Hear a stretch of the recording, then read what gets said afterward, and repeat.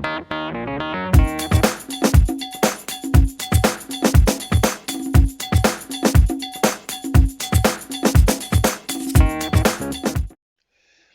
encore cher auditeur, comment vous allez? J'espère que vous allez bien.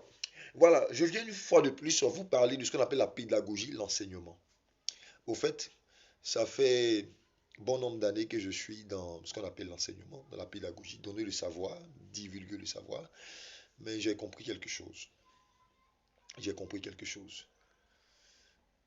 Pour celui qui s'intéresse à la pédagogie, à l'enseignement, donner du savoir à des auditeurs, à des étudiants, à des particuliers, des personnes, ainsi de suite, des travailleurs, à toutes sortes de personnes, je vous donne un secret qui vous permettra vous-même de comprendre d'abord ce que vous dispensez comme cours et qui permettra aussi à votre auditoire de comprendre ce que vous êtes en train de dispenser. Voilà. Vous savez, toutes les disciplines que nous enseignons aujourd'hui, ne pensez pas que ce sont des disciplines imaginaires, non. Euh, Toute discipline qui enseigne aujourd'hui relève de ce que nous avons observé dans la vie même active, dans la vie de tous les jours.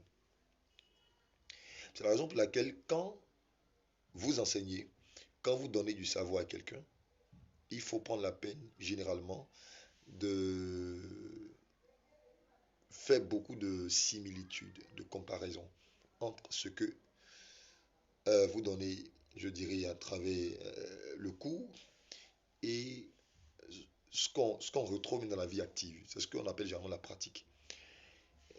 Beaucoup de professeurs ne maîtrisent pas réellement leur matière et n'arrivent pas à transmettre la bonne compréhension à leur auditoire ou aux auditeurs. Pourquoi? Parce que ils ne savent pas faire, je dirais, le lien entre euh, la vie active, la vie de tous les jours, ce qu'on voit même, je dirais, au quotidien, et la théorie qui est enseignée à l'école dans le cadre académique.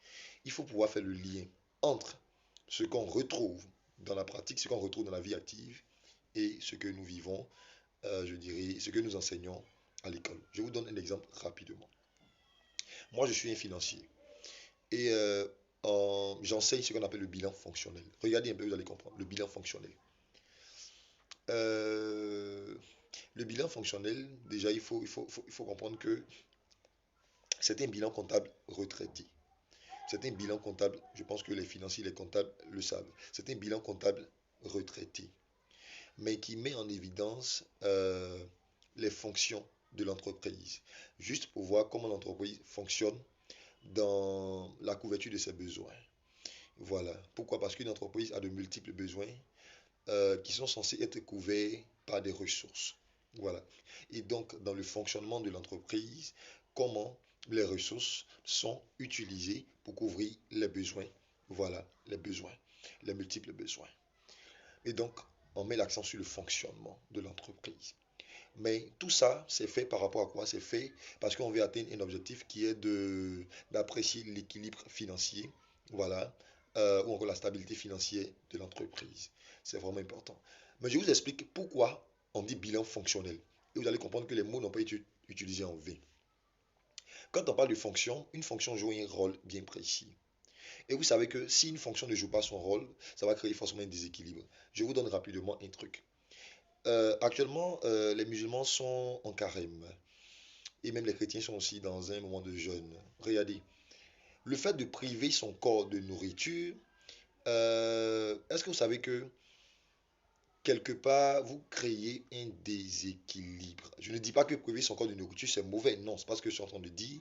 Mais je vais prendre cet exemple pour vous expliquer ce qu'on appelle le bilan fonctionnel. Pourquoi on parle de fonctionnel? Pourquoi on dit fonction? Voilà. Est-ce que vous savez que priver son corps de nourriture, c'est une manière, quelque part pour vous, euh, euh, euh, euh, de mettre un frein, voilà, à une fonction dans votre corps. Pourquoi? Parce que votre corps a besoin de nourriture pour être en vie, pour être en jambes, pour être en pleine forme. Voilà, le corps a besoin de nourriture. C'est comme ça. Et donc la nourriture est vitale pour le corps, est vitale. La nourriture donne vie au corps. Et donc quand quelqu'un se prive de nourriture, c'est que quelque part, vous créez un dysfonctionnement dans, je dirais, votre système, votre système corporel. Vous créez un dysfonctionnement dans votre système corporel. C'est comme ça. Et donc, si il y a un dysfonctionnement, quand on parle de dysfonctionnement, ça veut dire qu'à un certain moment, euh, euh, euh, il y a un rôle qui n'est pas joué. Voilà. Il y a un rôle qui n'est pas joué. Voilà. Parce que chaque organe du corps joue un rôle bien précis. Par exemple, la bouche va manger la nourriture qui va descendre, qui sera un peu gastriée, ainsi de suite. Voilà. Et puis, on va faire un dispatching, ce qui doit aller comment je peux dire, dans l'anus, voilà, je dirais, pour les déchets, et puis ce qui doit entrer dans le sang pour je dirais, la nutrition, si vous voulez, ou encore la vitalité, ainsi de suite. Vous voyez? Alors, si vous ne donnez pas de la nourriture à votre corps, ça veut dire qu'il y a certains organes qui ne vont pas jouer leur rôle. Parce que j'ai donné un processus tout à l'heure. Il y a certains organes qui n'ont pas joué leur rôle. Et donc, ces organes ne jouent pas un rôle, ne jouent pas leur rôle du moins, ça crée un dysfonctionnement. Et le dysfonctionnement va créer forcément un déséquilibre. Est-ce que vous le savez?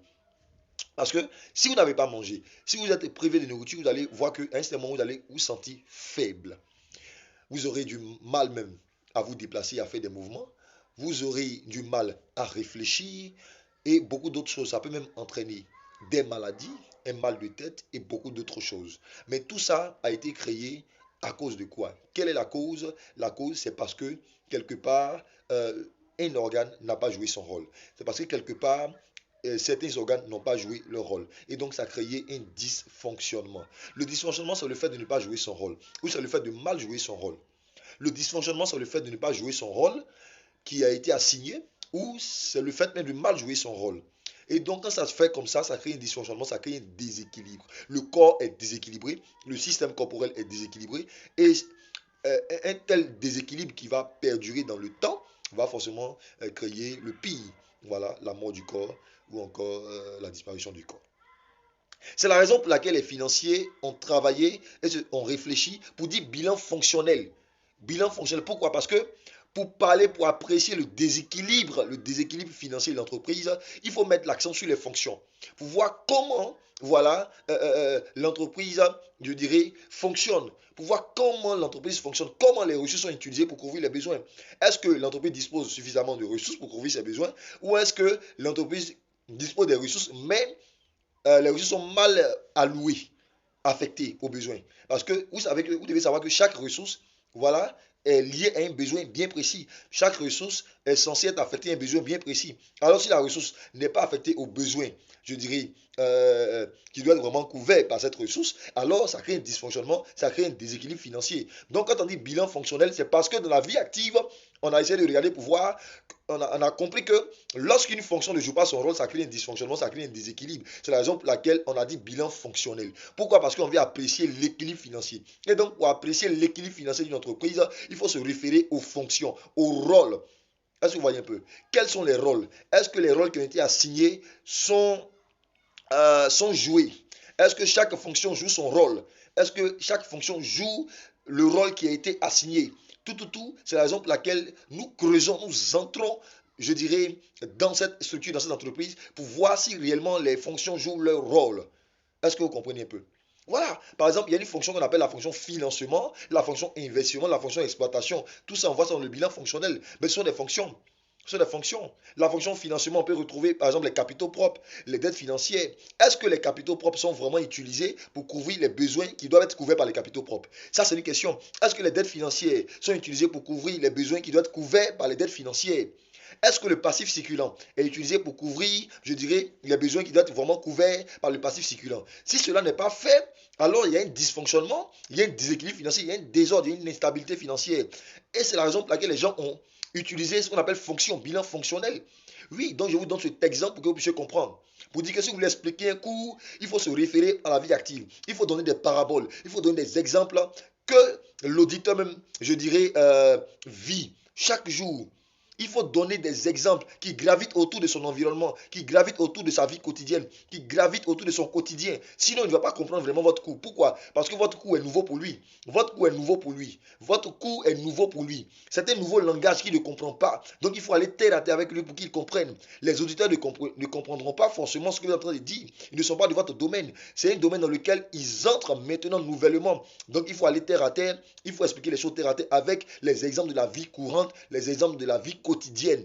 C'est ça, c'est ce qui fait la force d'un pédagogue, c'est ce qui fait la force d'un enseignant et c'est ce qui fait de lui un enseignant de qualité, un enseignant expert. C'est ce que je vais vous dire en ce soir. Donc je m'adresse à tous les enseignants, à tous les professeurs, à tous les outils, tous ceux qui aspirent à l'enseignement, à la pédagogie. Voici comment il faut se comporter. Que Dieu vous bénisse. On sera la prochaine fois avec une autre vidéo. Merci beaucoup.